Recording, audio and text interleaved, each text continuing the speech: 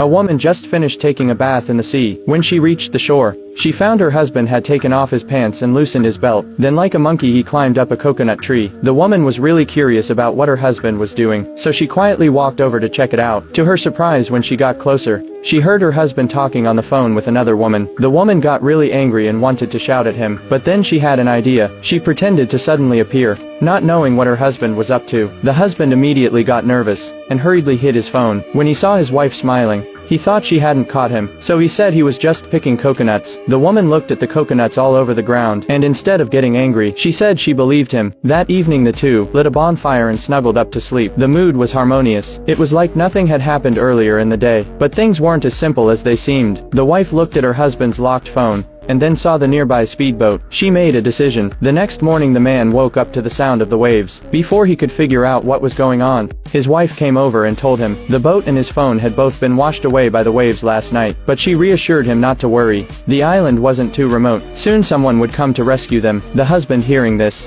was suspicious, so he sat on the beach, pretending to enjoy the view. Seeing that her husband was upset, the wife said she was going to pick some fruit, but instead she walked toward a rocky cave. In reality, the yacht and the phone were never lost. This was all part of the wife's plan. She wanted to trap her husband on this deserted island, so he could never leave her. But what she didn't know was that her husband was quietly watching all of this from a distance.